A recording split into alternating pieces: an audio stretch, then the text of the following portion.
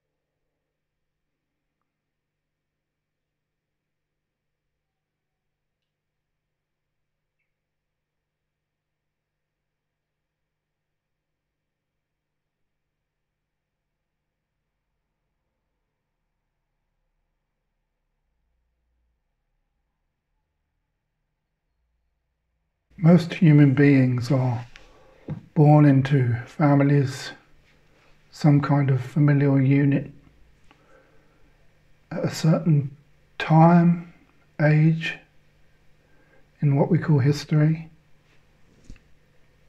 We are schooled, we are conditioned and influenced by the time and the culture in which we grow up, by the biases of our nation, the influence of politics,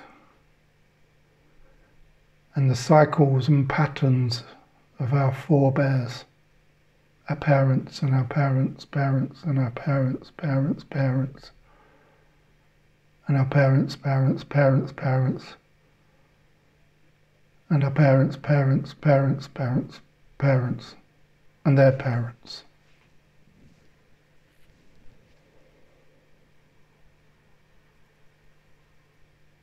And at a certain point, all of us will have what we call our earliest memories. We start to become aware of being me. Along the line of time, for some of us this will seem like a long time ago, for others not so much.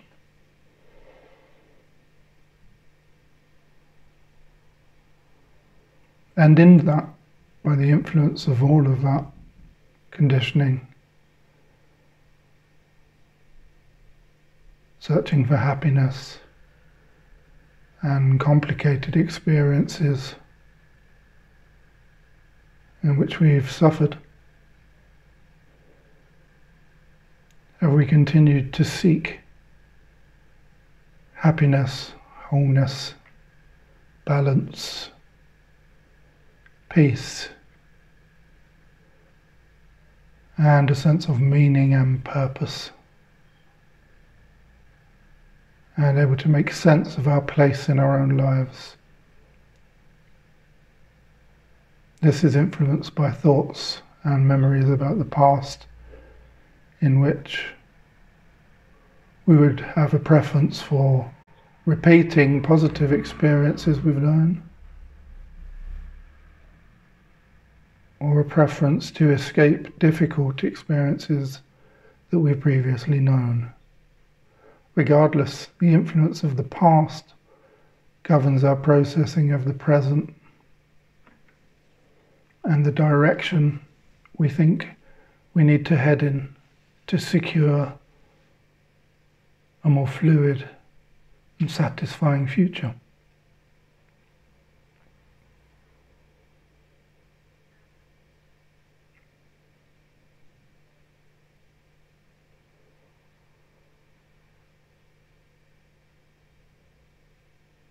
The effort we've put into this movement is fantastical.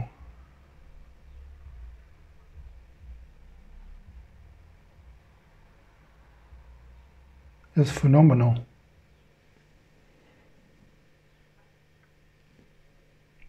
Yet still, some of us, many of us, may be listening with a feeling of, I haven't quite got there yet. Or if not, if we do feel we are in a space of contentment or happiness or peace, maybe we can look back and reflect on times when we thought we'd arrived at happiness and peace in the past, only for it to move once more or seem to disappear. We can certainly all point to experiences we've known in which we thought things like, I'll never get there. Oh no, not this again. And I can't go on. Or even I give up. Whatever giving up is.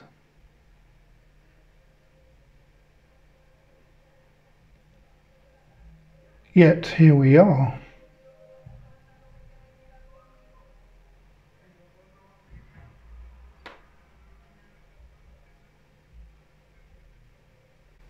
Listening, simply being, connecting, realizing the absence of disconnection.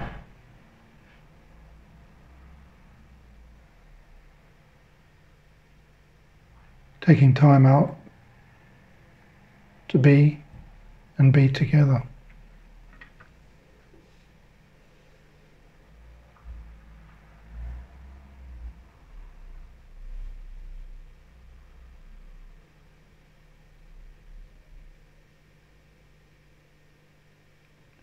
And for some of us, there may be a sense that there's still work to be done, or somewhere to go, or something else to be added to this,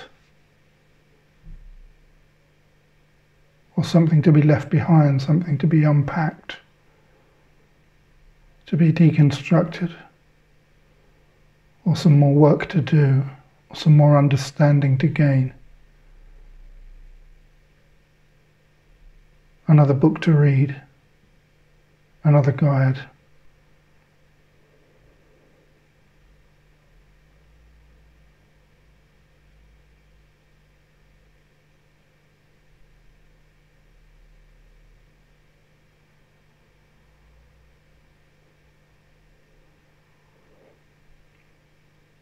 And here, without the entire narrative of being me, without thought per se, without a concept called the mind,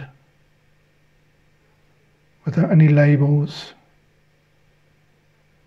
without any diagnoses or self-diagnoses or wounds that we persist in claiming,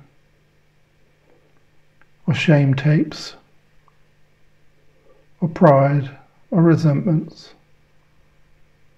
guilt, setting aside everything conceptual,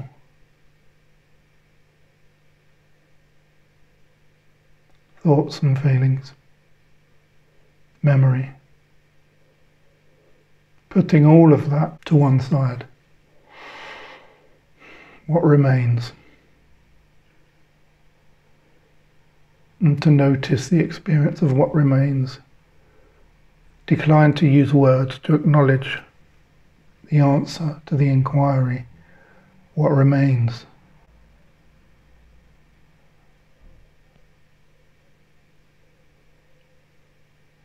Now, without words, this can be a little difficult.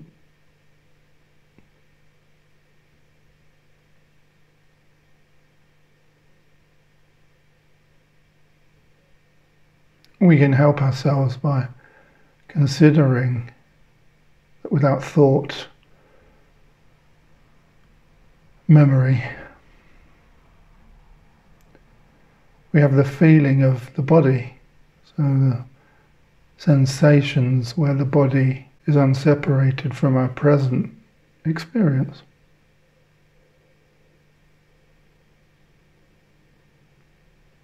So outside of concept, let's notice the sensation of our feet on the floor.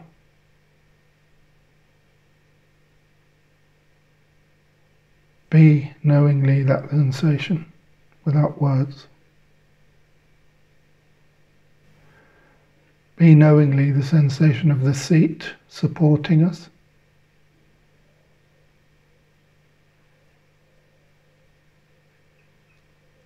Backs of the thighs and buttocks, spine.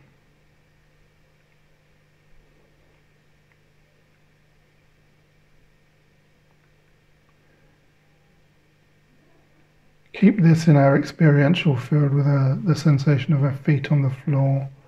So feel the feet on the floor and the chair, and then feel the sensation of the stomach moving in and out. Join these three up so we're beginning to feel the entire field of experience, sensation. Wherever it is that our hands rest, whether they're in our lap or on our thighs, notice that sensation, join that with the field of experience. Feet, legs, buttocks, back, stomach, hands.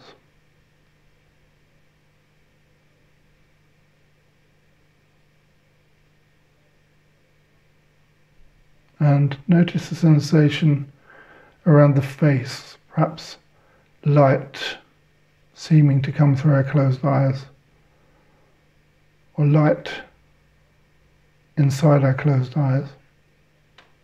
Sensation of the head and the shoulders, supported by the shoulders.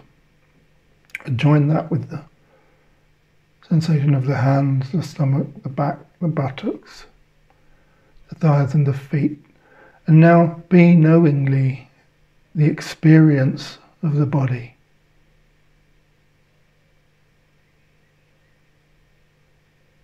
Absolutely present to sensation.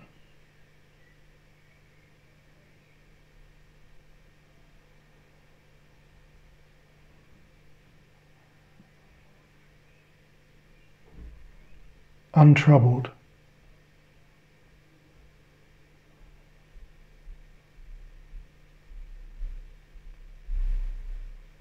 Not dependent on anything to be known.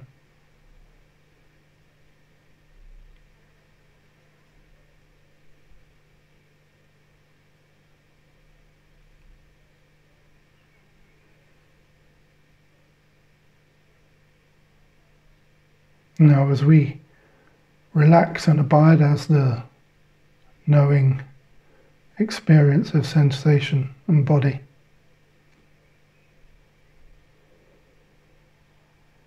we are no longer feet, buttocks, stomach, hands, light, eyes. We are not any one of these things. In fact, they're interchangeable. But the screen of experience, anchored by the knowing of the sensations of the entire body,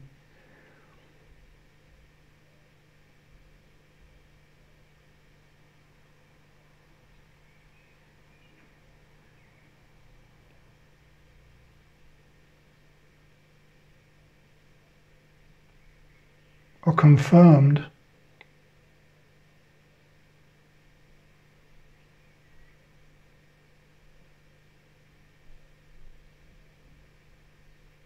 by the awareness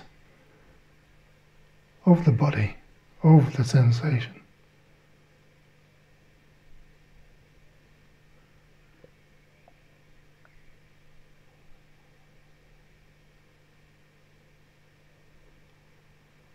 So we've reduced down from thoughts, feelings, memories, story, script, me, personality. And we moved seemingly one step closer to ourselves. Or before those things, to things about the sensations of the body. Feet, eyes, hands, stomach, light and eyes, back. Or we reduced one step closer, even further down from these apparently separate listed parts. Clearly they are parts that aren't separated from each other.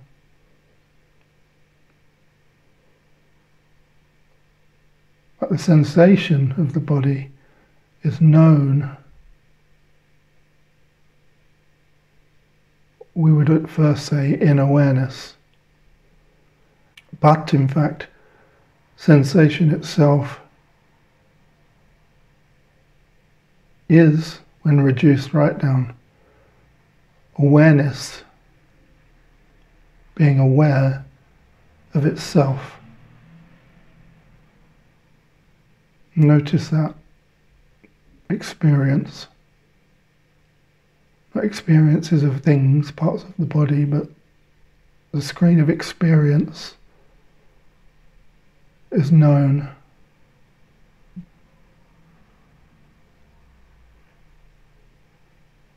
And the background is awareness, which is unchanged by these words and thoughts, feelings, parts, concepts, lists of parts of the body, memories. You can see that sometimes the awareness is coloured by these words and this voice, and then there's a space such as this.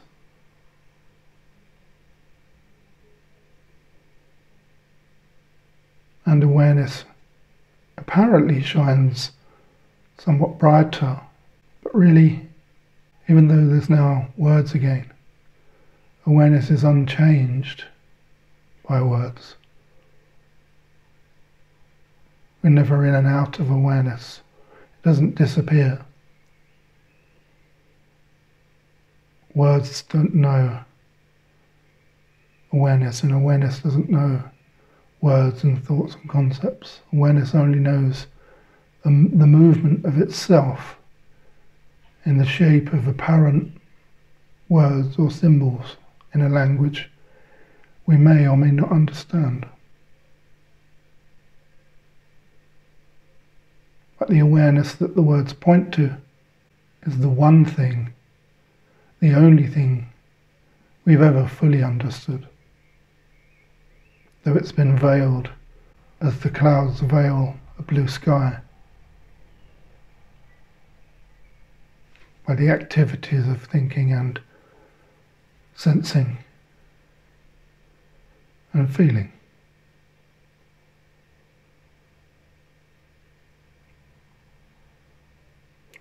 Does the cloud stop the sky being the sky?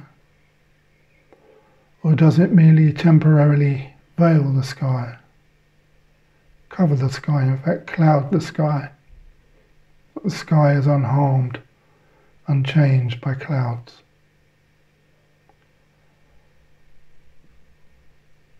Just as awareness is unchanged, unharmed, undisturbed by thoughts and feelings.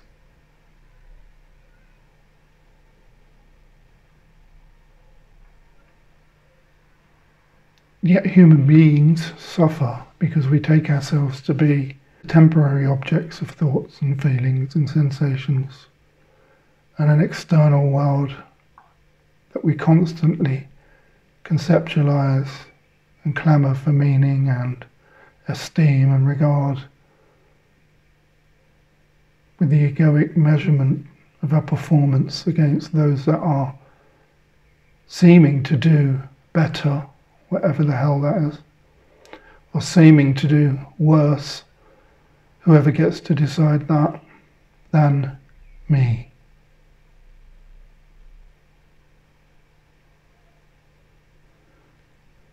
And once we awaken from this dreamt world of our own making, of our parents' making, of our parents' parents' making, of our parents' parents' parents' making, of our parents' parents' parents' parents' parents' making, and their parents, we become the chink in the chain. We awaken from cycles and patterns of generation after generation of shame tapes, fear-driven clamours for meaning, brokenness,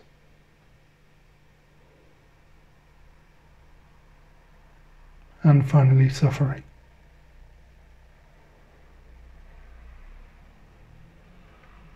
Because let's be honest, aren't we sick of it? Aren't we sick of being led by, like a dog on a lead?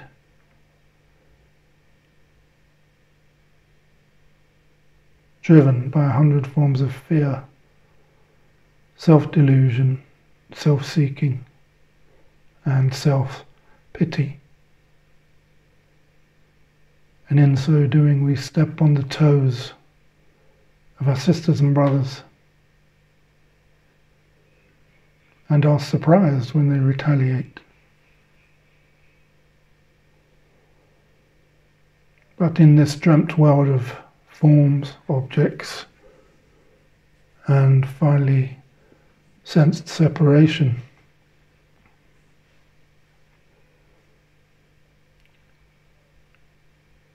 we bury, hidden in plain sight, the interconnectivity of all things, the lack of separation of this one tribe, this species called life. We use each other, we abuse each other.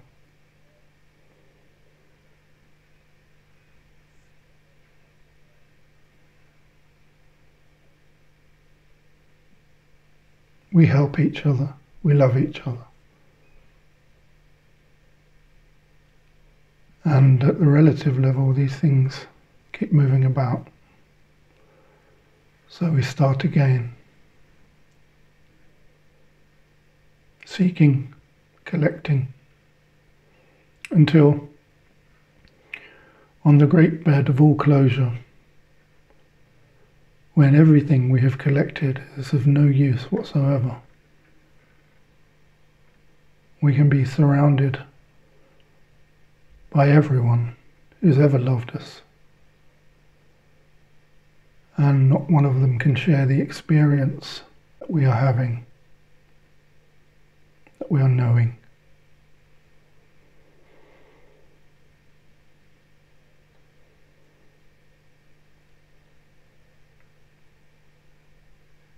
And this very idea we would rather not consider is the root fear that creates all other fears, that drives to seeking, that creates a sense of lack, like something's missing. So we seek once more. We secure the next imagined object, and soon the sense of lack returns as the objective temporary satisfaction wears off. And when the sense of lack returns, it sets up more seeking.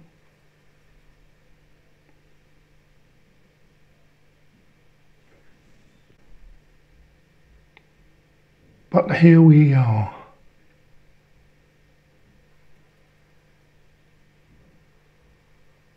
Stepped over the stoop, out of the dreamt me,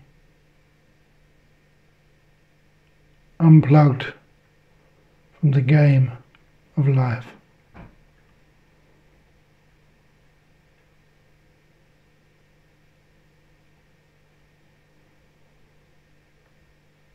So what are we going to do with it?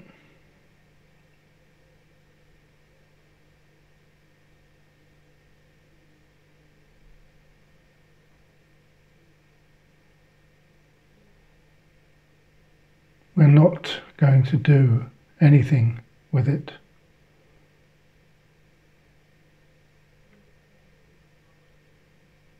Because the greatest offering we can give rises out of the embodiment of being it.